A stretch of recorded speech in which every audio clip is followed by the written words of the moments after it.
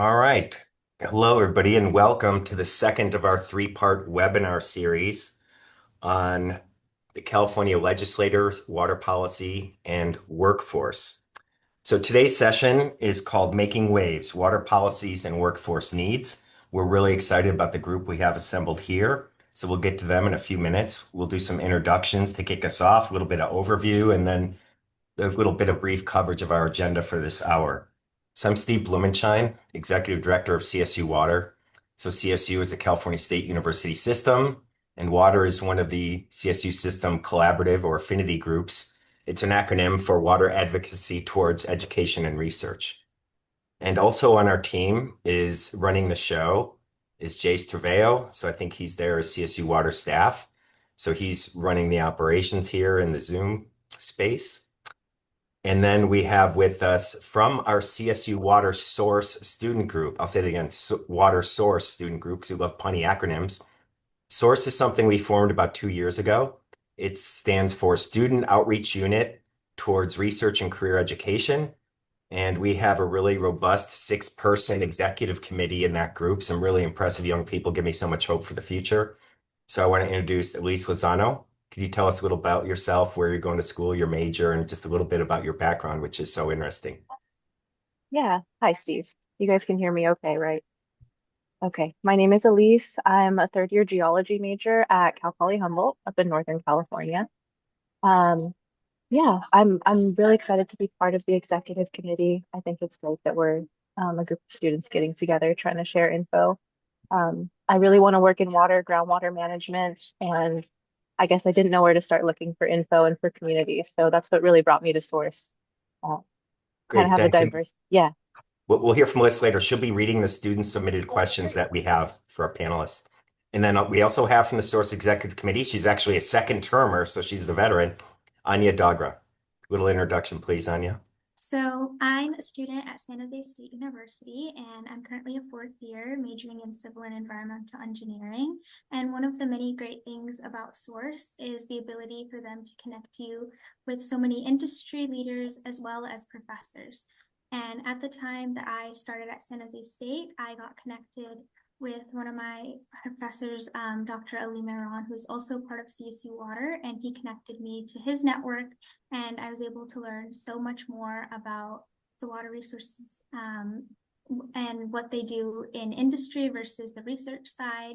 And I'm deciding between whether I want to continue in academia and pursue a PhD or stay in industry and work after my bachelor's is completed.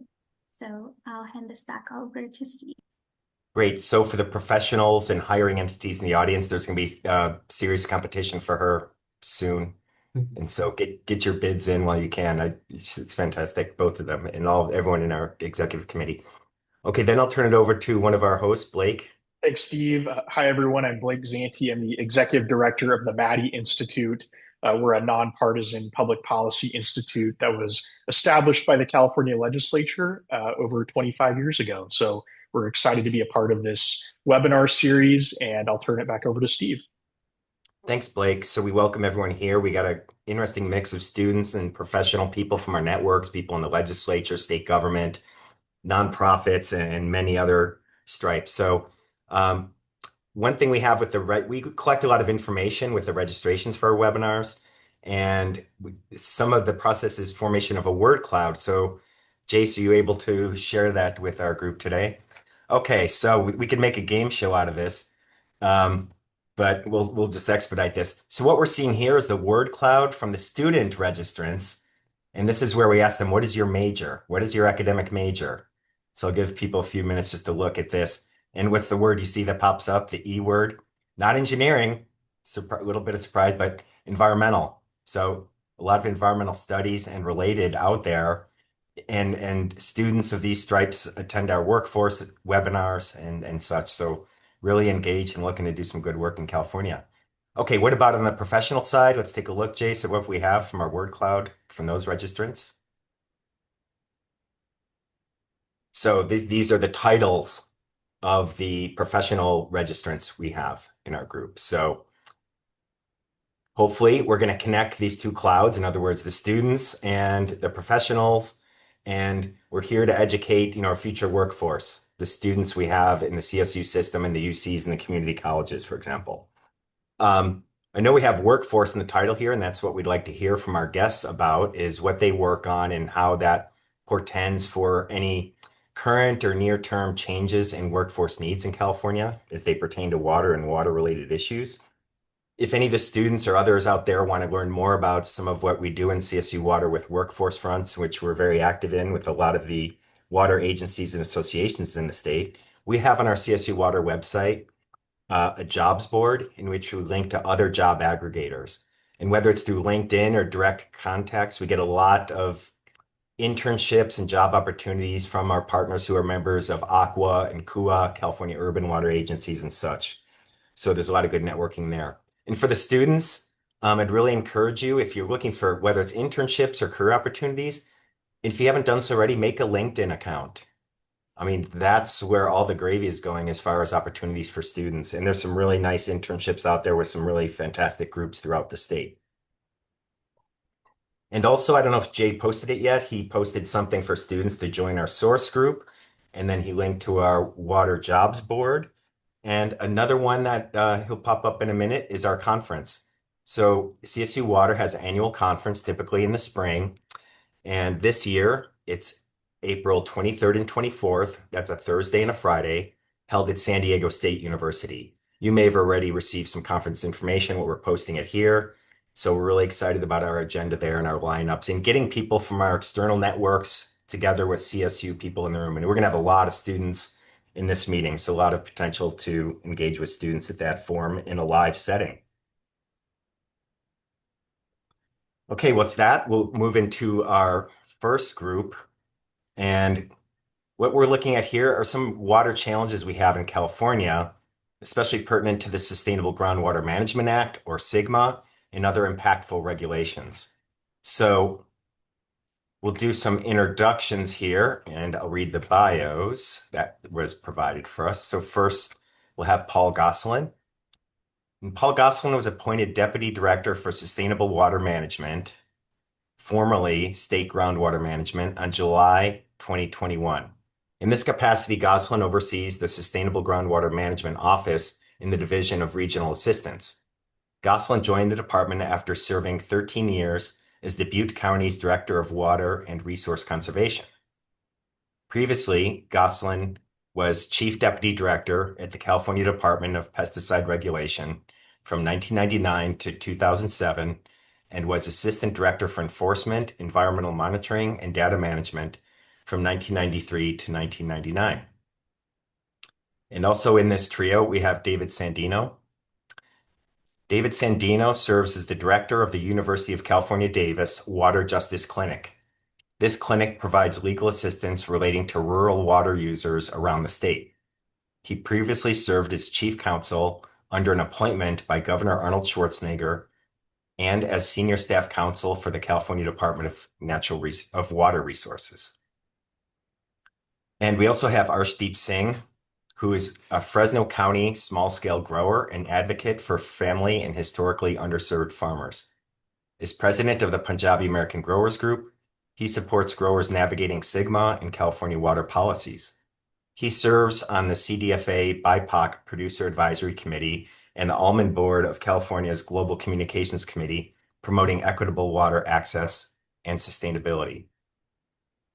And I also saw recently that he was just elected to the board of CAWA, California Water Association, a group we're quite friendly with. And so congratulations on that and having the voice of your growers in that space.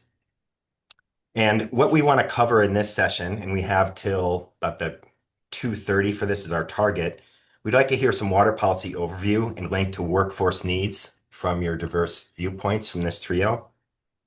So Paul Gosselin, for example, could you give a little overview of SGMA to the group here and how it might impact some, near and short-term water workforce needs, please? Yeah. Thank you, Steve. Thank you for having me here today. It's great to be here with you all. So I am Paul Gosselin, and just a real quick snapshot on the Sustainable Groundwater Management Act that went into place 10 years ago. And this is the statewide law that's intending to have groundwater basins reach sustainability by 2040 and 2042. So principally it's being implemented locally throughout the basins in California. And I'll also tie in that we're also dealing with a lot of climate extremes. As you've seen the last, 5 or more years, we've had those big storms. We've had droughts. We might be staring down a drought year this year, and things change. And so back to the Sustainable Groundwater Management Act, that law really placed the responsibility at the local level. So there's a couple, it really turned into a need for jobs when the act was done. And starting with, just the local governance, and this might be of interest to a lot of people out there. It was really exciting to see the types of majors people had. But, there's been over 300 local agencies formed. All these agencies need support, they need technical, and they need managers to run them, as well as advisory committees. So this local governance structure, all these new local agencies have their own workforce needs and development. And that's really where the action is. So if you are interested in actually making changes in community, that's a great venue. But getting back to what these agencies do, really what they do is they have to prepare plans that indicate how they're going to achieve sustainability, and they get, tracked by my department to make sure they're on track for sustainability. And what that really means, there's a lot of science involved. So if you're really interested in the science of understanding how basins operate, doing modeling and projections on water budgets, all these aspects are very critical for the success of groundwater sustainability agencies. So if you really want to sink your teeth into a lot of science, there's a real shortage of people out there who can really dive into these issues, both at the state level and the consultant level. And lastly, these agencies to achieve sustainability are going to have to really develop a lot of projects and actions. And this is where, people who have interest in wanting to deal with water supplies or other aspects, this is a great avenue if you're in civil engineering or others to get involved in these type of things. So water supply enhancement is critically important. And back to, the undercurrent of this is climate extremes, which we're also facing in the middle of this. And so really one of the other emphasis going on in these agencies is how to capture and track groundwater recharge when we have big storms. And so there's a lot of science, a lot of action that needs to be associated with that. And sort of on the other side of the curve, the when we have droughts, there's a lot of impact, dry wells, and so there's need for community, resolvement at that level. Overarching all of this is community engagement. So there's opportunities for people who want to engage communities throughout the entire process, as well as mediation services and other things. So, running down the list, engineers, scientists, agronomists, economists, land use planners, and mediators are all going to be needed both in the private sector and in the state. And and I didn't mention attorneys. So David and others, we do need attorneys, but I'll save that one for last. And then lastly, I'll make a pitch, to take a look at state government opportunities. Obviously, local's very good. I did a bit at a local government, but public sector jobs are really fulfilling. Benefits are good. I'd go to Cal HR and you could get on a list on different topics and interests or departments you're interested in. So, I've spent my entire life in public service, and I will say, if you do want to go down that path, there's no greater way for you to exercise your skills and abilities. So, with that, I'll turn it back to Steve. Thanks, Paul. I recall from a meeting you and I and Tim and maybe one or two others from your staff had with our good friend and colleague Anita Chowdhury and talking about our work and with Yeah. the farmer surveys, and our Steep and his group was a big part of that. And if I could, I think I quoted you at an Aqua meeting once, but you said this was during the time when there was a 10-year anniversary of Sigma and David's Yeah. group. They had the 10-year Sigma report card. That was a fantastic event. And you told Anita and I, well, the first 10 years were for engineering. Now we move on to the social science fronts. You recall Yeah. that? Oh, And yeah. so Paul, I communicate that a lot to our groups because one of our taglines for CSU Water is STEM can't do it alone. And actually, I heard from many of our external partners that one of the in-demand fields will be people with communication skills. And so we're trying to bring people, that aren't STEM or STEM focused into this universe of water. And the state agencies and the water purveyors are really needing a lot of people who have those community-based links. And Sigma is one of those.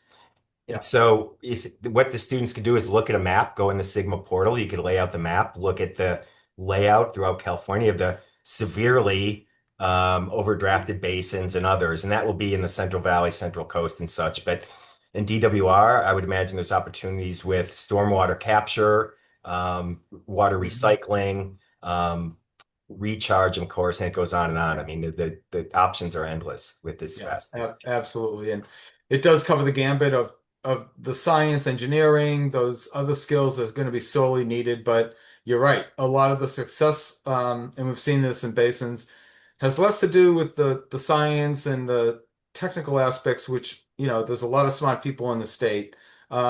It's really about the relationships and whether people are going to work together, communicate to each other, especially through all these different um, you know, professions. And again, this is going to be very, very impactful for local communities and growers. So that communication and linkage is going to be very, very important. Right, on those notes, I'm looking Yeah. forward to our second group of the Yep. assemblymen and what they say about this. So thank you so much. So moving on, Arshdeep Singh from the Punjabi American Growers Group or PUG USA. Could you provide us some ag perspectives on some of these water challenges, whether it's Sigma or otherwise, and the commensurate economic challenges, and what would be some potentials for student engagement to understand some of the challenges of farmers? Because I think there's not a lot of opportunity for most university students in California to, they eat food, of course, are steep, but they don't see where it comes from, how it grows, and the challenges I hear about from you and your partner, Jasbir and others. Yes, thank you, Steve. You asked me a question and gave me only 5 minutes to answer. I guess that's not fair, but I will try. I think Paul touched so many things on the state level or the Sigma, right? Uh, I think we are fortunate enough to live in California, especially the area where we grow food, right? If we do a research, only there are 6 or 7 places on this Mother Earth where we have this kind of land and water and the environment available, right? So, but we are overstretching our resources. There's no question about it, right? The climate is changing, and the way we do our farming is, people get surprised, but there's not much change the way we do it in farming in last 100 years, with very few exceptions. That's how I see it, right? But the opportunity which you asked me, like what opportunities the students or the other people have it, we are at that transition now where there's no choice about it. We have to make those changes in our way we do the farming, the way we do sea land around us, the way we use technology, right? Technology is a big, big part, I think. Personally, to be honest, I see this is the fifth biggest transition happening in the California ag history. The first one was when the Mexican gave the land to US. Second one was the gold rush. Third one was the ag boom after the gold rush. The fourth one was where we did so much stuff on the irrigation in 1920s, where we drilled the wells and stuff into the land, right? That the technology was given those choices to us in that time. After that, we are now at the fifth transition. Or the other way to see it, we are in full chaos. Okay. Mm. When there is a chaos, there's an opportunity. Right. Yeah, I'll give you an example. I cannot teach my 75 years dad how to use the technology, right? But for me, it's so easy to teach the technology to a university student. Does not matter how much he knows about the act, whether we like it or not, but this is the way we are going. Right? My background, of course, I'm not that old, but in my previous life, I was an engineer working on the precision ag, autonomous vehicles, autonomous tractors, all that kind of stuff. So I seen these things where they are going, right? In few years, the agriculture or the farming will be done mostly from sitting in a room, the way things are going, right? Who gonna do those things? It's the people who are in the schools now. I think they are fortunate enough to be in school right now, and they're fortunate enough to be at the right age because I became an engineer, but I was not born in this technological world. I learned those tricks later, right?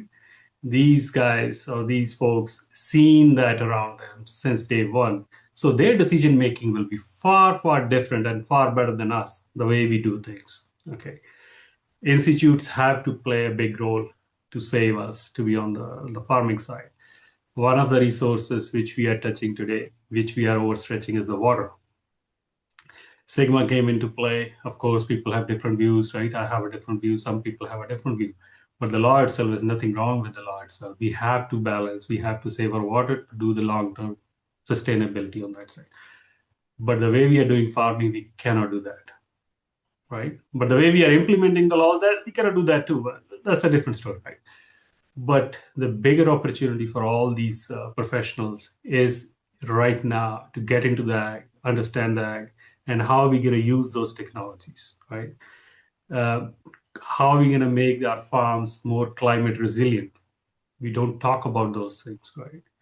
The relation, if you go, I will encourage all the students, especially, to go to the farming meetings, workshops. What you will see, don't take me wrong, but you will see 90% of the people are over 60 years old, with very few exceptions, young folks sitting there. So, what is that telling me? So, that is telling me there's not many professions in this world right now where the competition is decreasing. And ag is one of those, right? If I'm a university student, I will jump into that boat where I will look for a career which is in the ag field. It doesn't matter you need to get dirty. If you like to get dirty like me, yeah, feel free to do the farming. But there's so many other things in ag which can be done without getting dirty, right? We will need more people to help us, to be honest, right? People like David.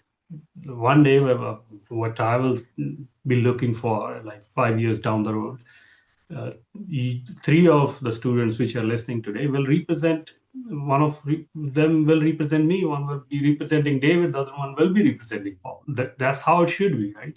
People have to learn and understand the whole thing. I think the problem, generally, we argue a lot in our own professions and in the different environments, is everybody is trying to see one particular field of the farming, but farming is an ecosystem.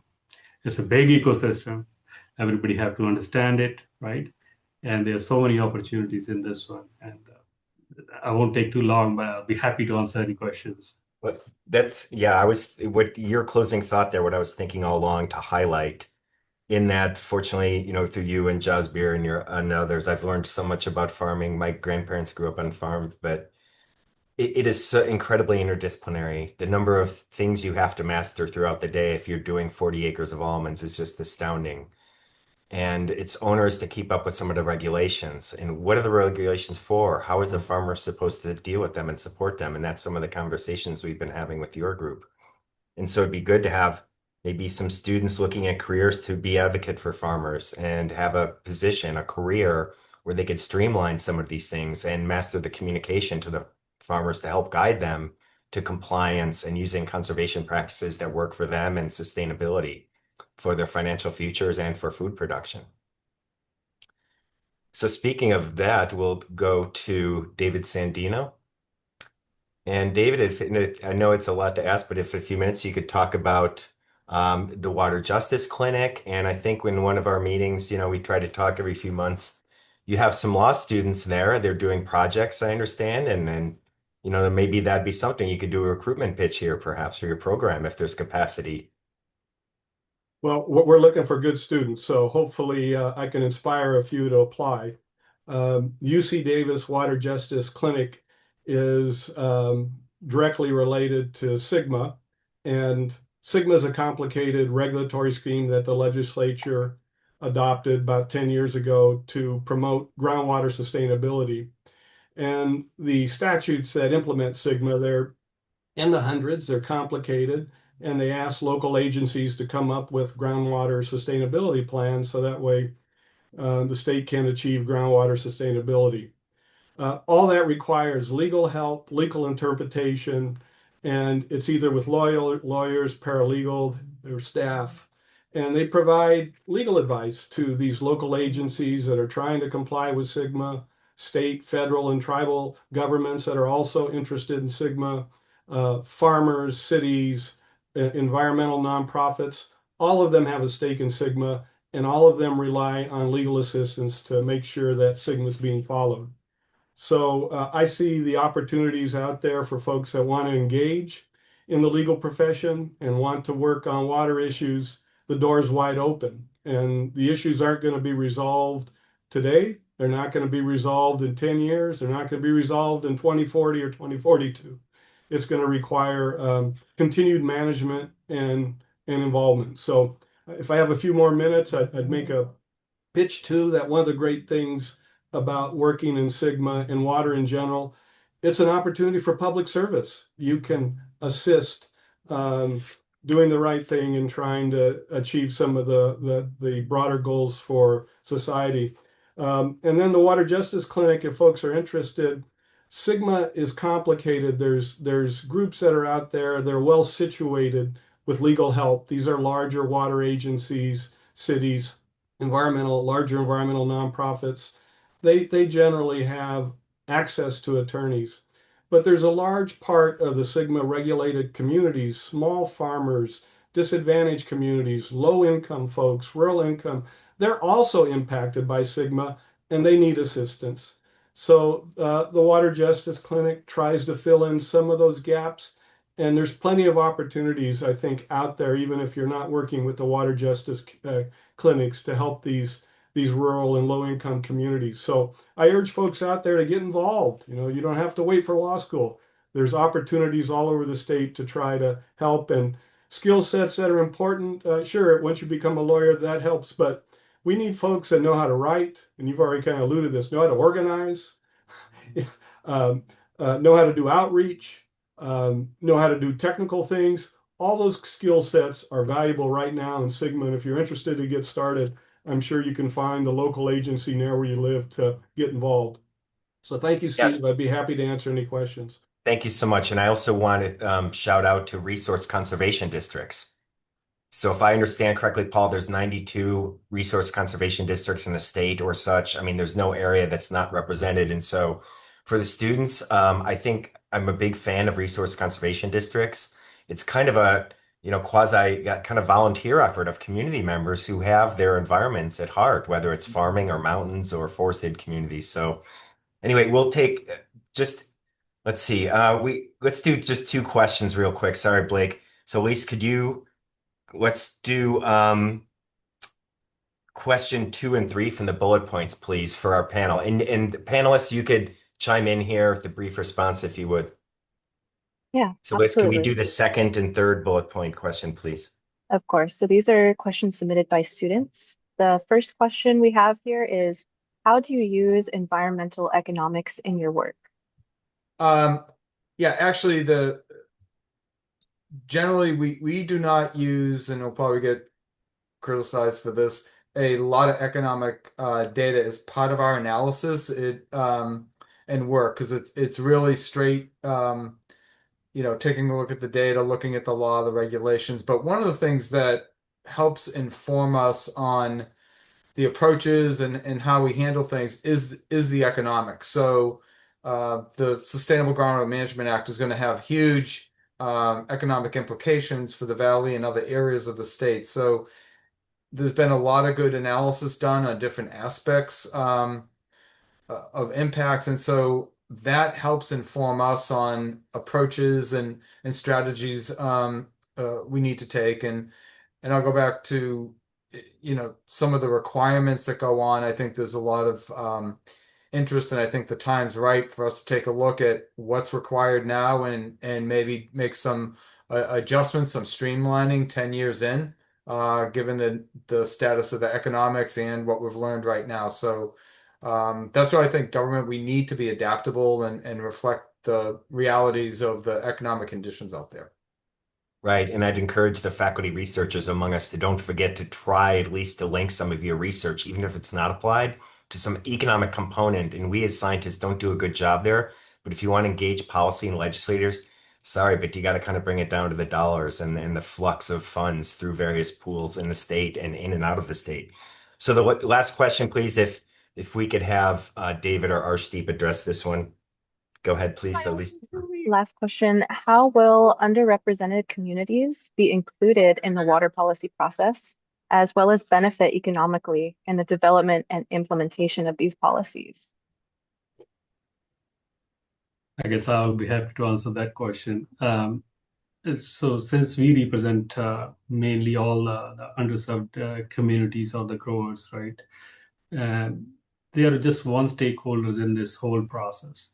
But the best way, I think, to engage them is to first, the problem comes like we have a policy and we are asking people to come and help or provide the feedback, right? Good example is Sigma.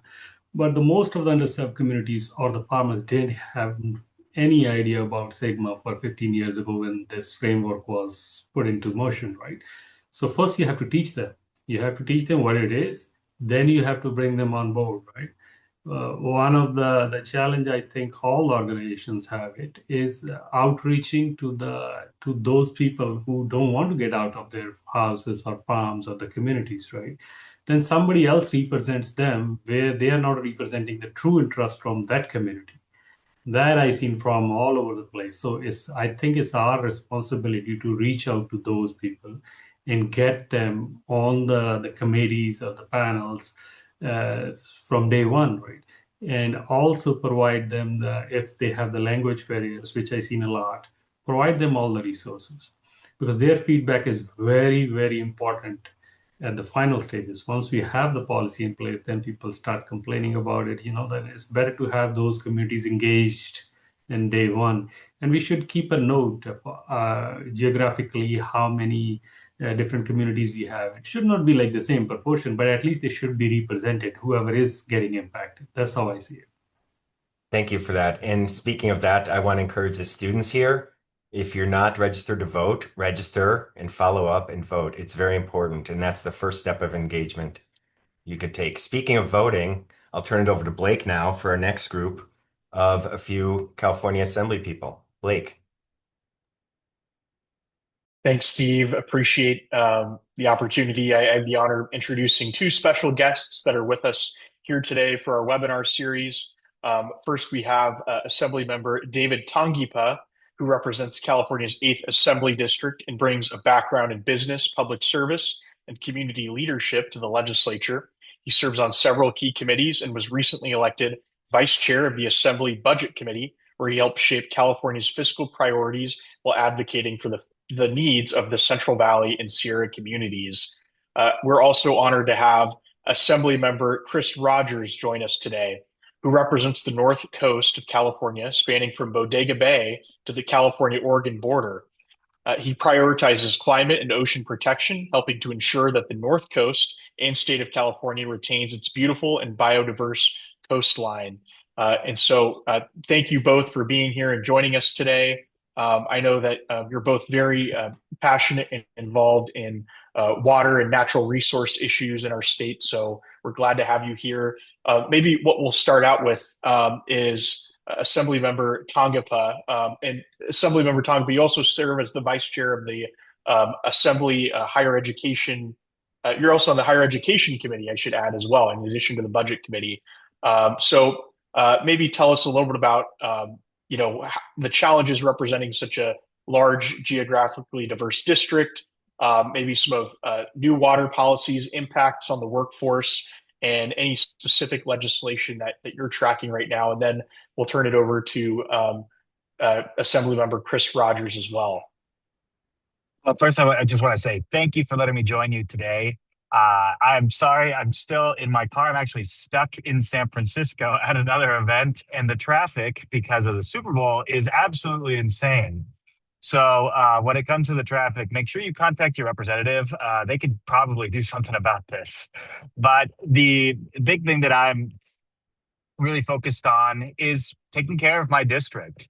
And so I am the assemblyman for the 8th district. That is all of the Eastern Sierras. So I'm about 45 minutes south of South Lake Tahoe, and I go all the way down to about 45 minutes away from Vegas on the southern end. It's about 25,000 square miles. It would be larger than 7 states if it was its own state. It has some of the most geographical differences in the entire state as well. I have the highest point in the continental United States, and I have the lowest point in the United States and in North America, Death Valley, and Mount McKinley. So my district is what I refer to as the outdoor district. It has the Sierras, we have Yosemite, we have the desert.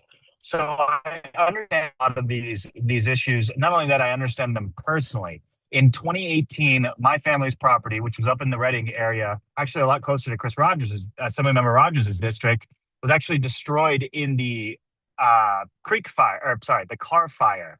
And I took a really look at what was going on here in this state and what we could do to make sure that we're managing our resources better. I even wrote a paper that was called Modern Forest Management that took a heavy focus at the natural resources that we have in California and what can we do for modern practices and modern management to make sure that we're blending the environment and human beings and our lived experience together.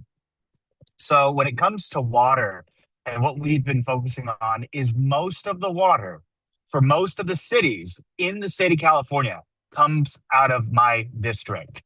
If you are in Los Angeles, your water comes from Inyo County.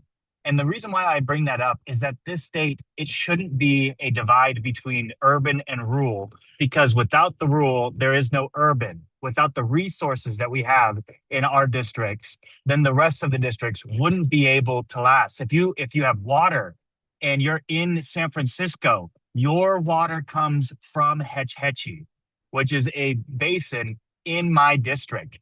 80% of the drinking water for the cities of San Francisco comes out of my district in the Eastern Sierras. And this is extremely important when we think about these types of policies, is that a lot of the urban areas actually receive the benefit from just being first in the door. So when we're talking about taking care of our community, we're shaping water policy, we need to look at California as a united front, not between urban and rural, but all Californians together to make sure that we're taking care of those communities. There's policies that I've been working on, both with the federal administration when it comes to groundwater recharge, and also when it comes to using our outflows, is the way I like to refer to them, better. The unimpaired flows and the systems that we have in this state is one of the most beautiful architectural designs in the history of the world. And I think back to when they started the State Water Project and the Central Valley Water Project. There was less than 6 million people in the state of California. And those individuals got together and said, we will build water infrastructure for over 40 million people. We are now at just about 40 million people. But it took those innovative engineers to get together and said, we are going to solve an issue in the future to make sure our children and our grandchildren are going to be taken care of when it comes to water scarcity and water priorities. That is the approach that I want to bring to my district. That's the approach that I want to bring to the legislature.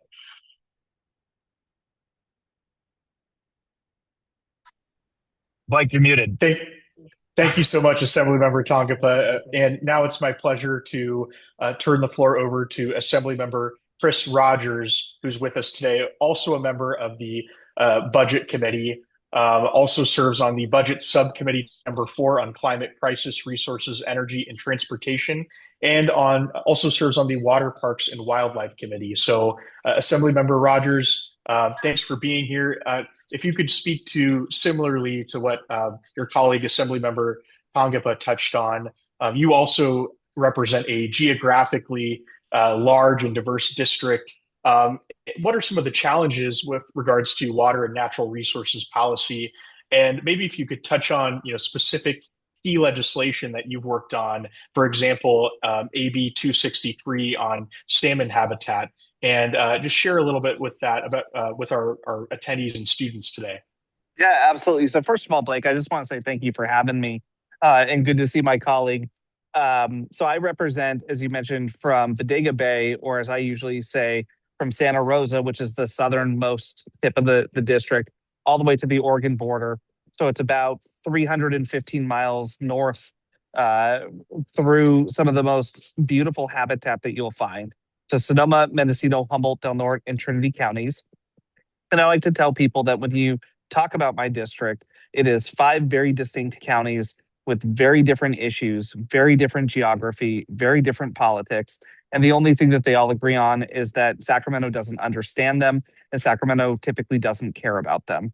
And when you talk about kind of the rural urban divide, one of the areas where this plays out most pointedly is around our natural resource allocation. And I think that you can tell the history of my district by telling the story of extraction economies that have overused resources in certain areas while then leaving people behind and leaving local economies in tatters and trying to figure out what comes next for them. We had the entire history around the timber industry, the history around fish industries, and now most recently has been industries around cannabis, where folks really saw sort of the use of these natural resources as a way to bolster the local economies. But then once the bottom falls out, or once you run out of over extract from your sustainability point, you really do leave those communities behind, and they're looking for what comes next. The other thing that's really pointed in my district is that one size fits all approaches to public policy are a challenge. And I know my colleague will agree with this, having experienced this on multiple fronts from his district as well. When you try to make policies that are blanket policies that really address the needs of more urbanized areas like LA or San Francisco or San Jose, it oftentimes loses the nuance that we require up in our district. And a lot of that is around water management when we talk about water management policies. My district's very unique in that it has the most recognized and unrecognized tribes in the state of California. We have local industries that are really bolstered by a restorative work that's being done. And in fact, we have a group called Redwood Rises that just did a report not too long ago showing that one of the strongest drivers of local economy for us is restoration work and everything that comes with that, including the ecotourism industry as well. And as you mentioned, we have some of the most beautiful rivers and streams that have been going through their own transformation over the last few years. I have to give a big shout out to the Yurok and the Karuk and all of the other tribes in my district who have been working for decades to undam the Klamath, one of the most beautiful natural resources that you will find in the state that really is meant to not just return back to strong ecological conditions, but also return our fish populations that are endangered up there.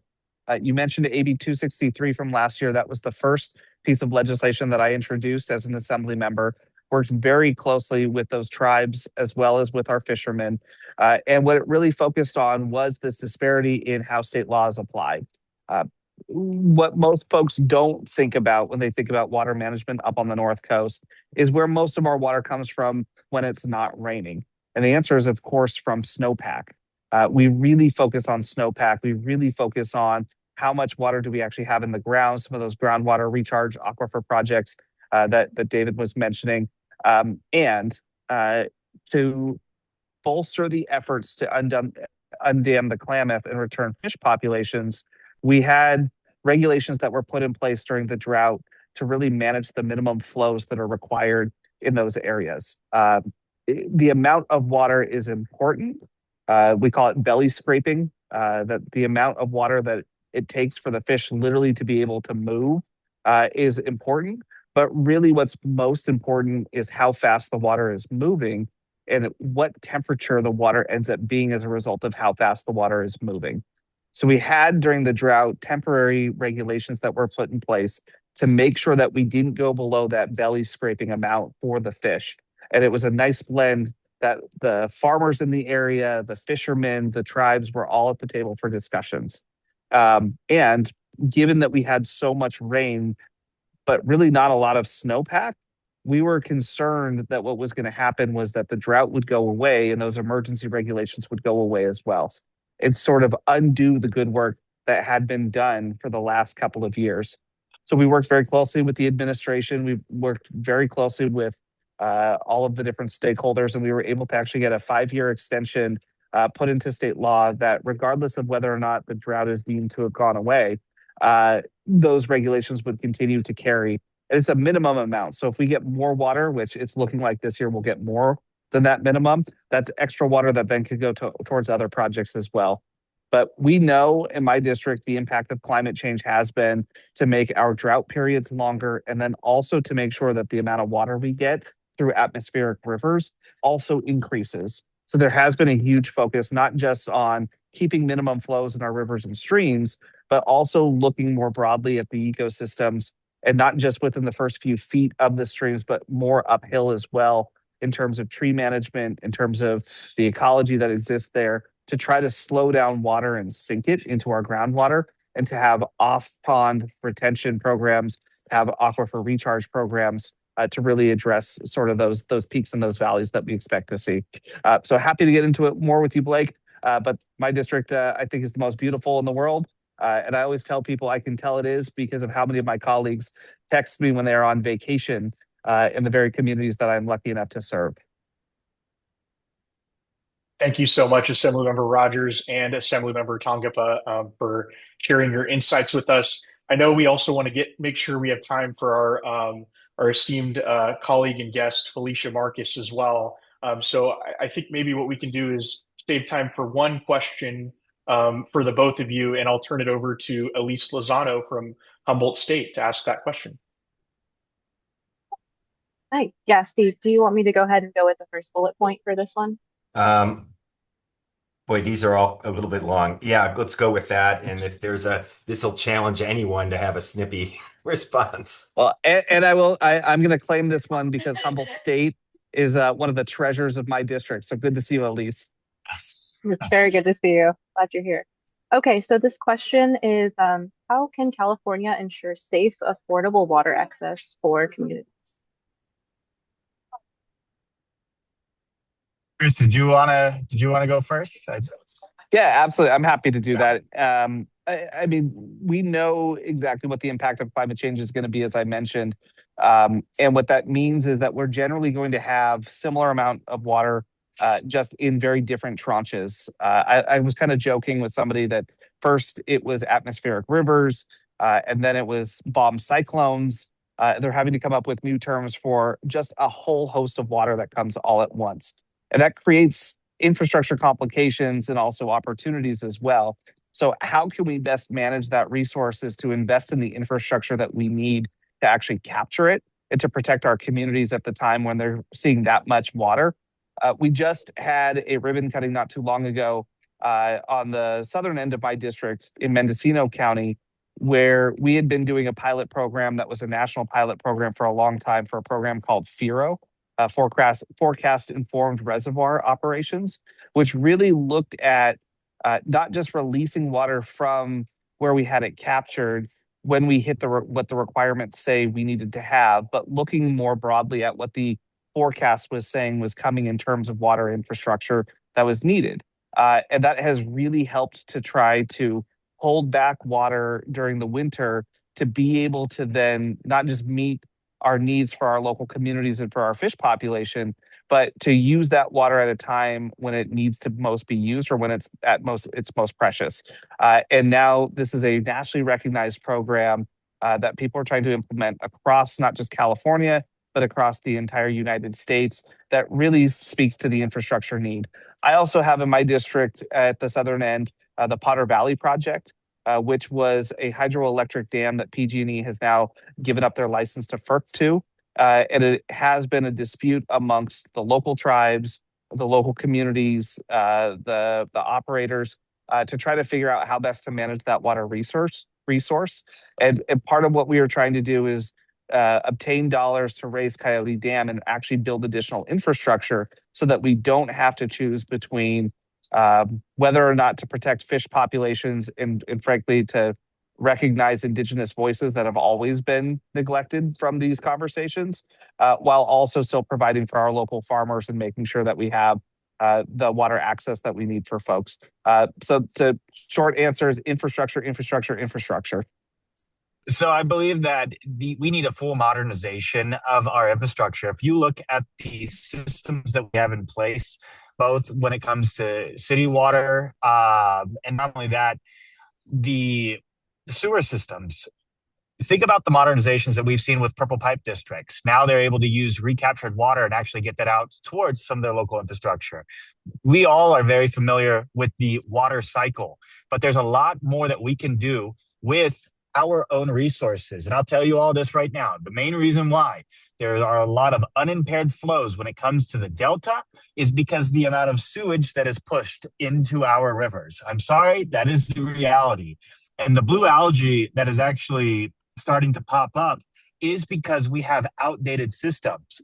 A lot of you are not on 1970s typewriters when you're turning in your homework. We shouldn't have 1970s water infrastructure when it comes to how we can reclaim, recycle, and reuse our own. We should be able to use modern innovation to take the next step for our city use and then recycle that. We can understand that there are certain areas all around the world when it comes to hydrogeological systems. You look at Brazil. When it comes to the salt water that they can use, you look at countries like Israel and the Middle East and take those adaptations that are happening in the rest of the world and bring that, because this is the way I think about it. If California is the wealthiest state and the wealthiest country in the history of the world, there is nothing stopping us and the people that are in Sacramento from taking this next step. We deserve the modern infrastructure. You, me, and the next generation as well deserve to have the best resources that we can afford as well. So thank you for letting me join you today. Thank you so much. How inspiring. Well stated as always. So we'd like to move on to Felicia Marcus to take us home, and we'll, the rest of the time and then some. I'm so excited to hear from you.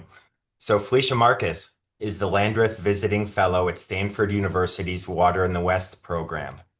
After a career in the private, nonprofit, and governmental sectors, working on a range of environmental and other issues. Felicia has been chair of the California Water Resources Control Board and administrator of the US EPA Region 9, head of the City of LA's Public Works Department, and other NGO and private sector roles. She's currently working on climate adaptation, water, and energy issues as an instructor, researcher, board member, and as a consultant. And we're so pleased to have you here, and your enthusiasm and knowledge are just so inspiring. And that's why I'd like to, have you in front of the students like this. It's really amazing. And so our next session, as Blake will wrap up, is about, looking forward, like the next several iterations of the 5-year California water plans, the impact of Senator Caballero's SB 72, and so on. And so we want to have you as that bridge, to future and, lend some of your vast experience to what we're going to see in the future. So, for example, we know in CSU Water and our many partnerships, our water energy portfolio is really growing with the people that we talk to and learn from and want to engage the students. And then also we have things like desalinization, stormwater capture, and water recycling. So I'm so glad that our guests, the 5 guests we had before you talked on issues that we already had in our wish list for you to cover in a few minutes here. Thank you. Well, and I can talk fast, and I'll give people just sort of a rundown. But I'm thrilled to be here, and I agree with you. The last 5 speakers are so unusual in my experience in terms of how thoughtful and comprehensive they were, particularly the elected officials who normally, when I brief them, it's not quite as simple as saying this is a fish, and this is a valve. That usually people know nothing about California water, and I tend to be the one who explains how all the parts are connected. So I think my mouth was hanging open listening to both of them because they were very well educated on that overall water picture in California, which definitely saves me a lot of time. So I just had a few thoughts, again, to add to the things that students should be thinking about as opposed to trying to give my California Water 101 talk.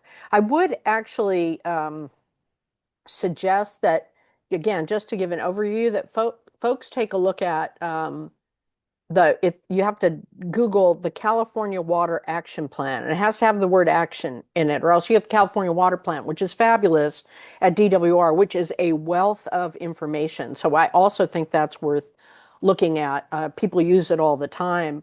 But the California Water Action Plan was just an 18-page document that we did in the Brown administration, anticipating the horror that climate change was going to bring to the California water system, in part because of that snowpack issue that Assemblyman Rogers mentioned, where fully a third of the storage in the state on average is in our snowpack. We're going to lose that with climate change, with just a few degrees temperature rise. And then all of a sudden you have this incredible timing mismatch that makes the system not work, which is what led to the Brown administration, Governor Brown in particular, saying we're going to go along and do SGMA, so that we start now on the 20, 30-year challenge of getting more water in the ground, because our overdrafted groundwater basins are the only thing that can approximate the loss of snowpack in size. So as Sam mentioned, we are in the midst of a generational shift in how we think about water, which I think makes things confusing sometimes, but does provide a lot of opportunity. If you look at that 18-page document, you'll just see a whole list of things we felt we needed to do, all of which are in some degree of progress. So there are opportunities in the field of water efficiency if you're technical, but also if you're a communicator, and that has to do. There are all different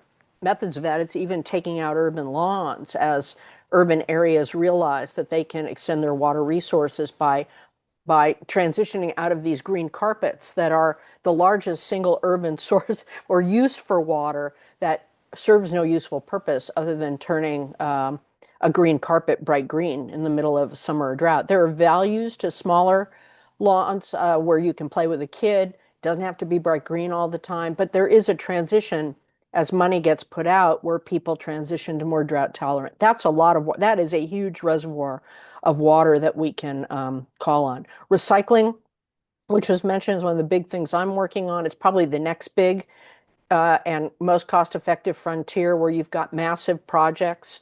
Orange County's finished recycling 100% of their sewage, biggest in the world.